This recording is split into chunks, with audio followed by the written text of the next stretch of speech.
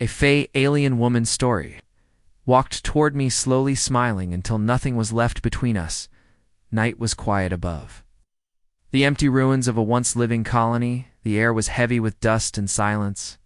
A single man stood beside a broken tower watching. The stars fade into morning. His name was Jack Harris, a pilot once proud, once brave. Now only a shadow of what he used to be. His ship had fallen days ago in a storm of light and fire. He was the last one breathing, or at least he thought so when the first sound came. It was not wind, but a soft step echoing across the sand.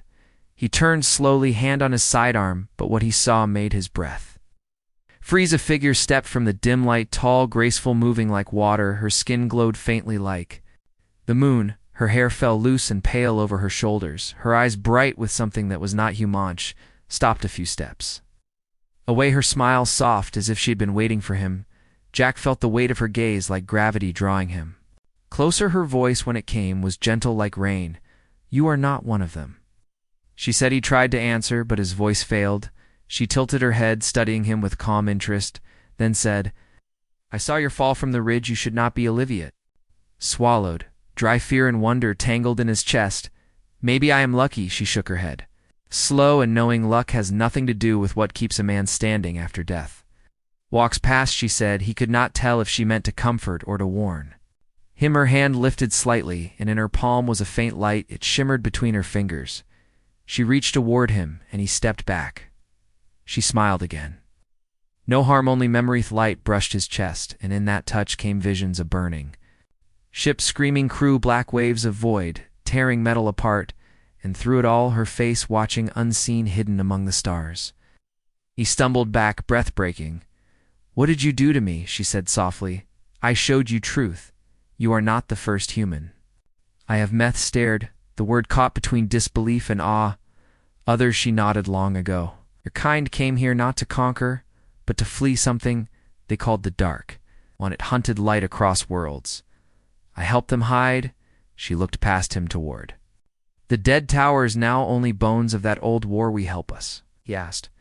"Because your kind fights even when losing," she said with quiet pride.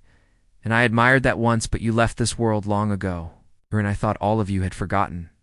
Her eyes lingered on him again, as if measuring something unseen. Perhaps strength, perhaps sorrow. Wanted to ask her name, but words failed. She turned away, walking toward the broken horizon. Her bare feet left no trace on the sand. He followed, unable to stop himself. When he reached her side, she glanced at him again. "Curious you follow strangers easily for one who has lost everything," he said. "I have nothing left to lose," she smiled faintly. "Then maybe that is why you will livethly walk together into the old city towers, leaning like ghosts." She spoke of stars beyond his charts and places where light sang in colors no human eye could see. She spoke of her people, the Vayari, who had lived in harmony with the pulse of creation until war tore them apart. Jack listened as if to a dream, each word soft and strange. Like a forgotten Miletus, dusk fell again.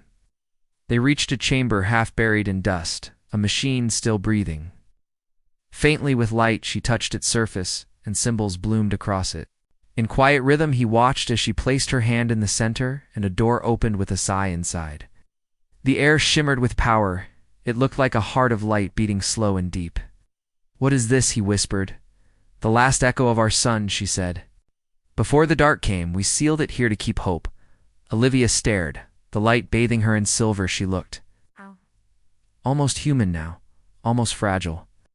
Her gaze met his, and she said, "This world will sleep soon, but its light can wake again if one dares to." Carry it, his voice low. "You mean me?" She nodded. "There is something inside you that binds with it. Your kind once called it courage. My kind called it resonance." Took a slow step closer, the light growing warmer, as if sensing him. Her eyes never left his as she whispered, "Take it, or the dark will come again." He reached out his hand, brushing against the core, and felt a rush of heat in memory faces' voices. All his fallen friends calling his name, and above them her voice gentle and sure. "You are not." Underneath ground trembled, the light flared brighter than the sun. When it faded, he was standing in the ruins. The machine gone, the sand still glowing faintly. She stood before him, calm. her smile soft again. "You carry it now," she said. "It will guide." Yuhomi wanted to thank her, to ask what would happen to her, but she only stepped closer until her breath touched his face. She said, "I will remain for now and keep the dark from waking." Felt something inside his chest like light and sorrow. Mingled, she reached out, touched his hand for a heartbeat. The world stood still. She walked toward him, slowly smiling until nothing was left between them, only warmth. Only silence, only the echo of Starswan. The dawn came. Jack Harris walked out of the ruins his ship waited, reborn, its hull gleaming faintly, with the same light now beating in his heart. Now he looked once more behind him, but she was gone. Only the wind answered, yet in that wind he heard her whisper, "Live human and remember Yuge." Rose into the pale sky, leaving behind the dead world and the woman who had saved both him and her son. The stars opened before him wide and endless, and for the first time in years he felt no fear, only purpose and a strange, soft smile that would never fade.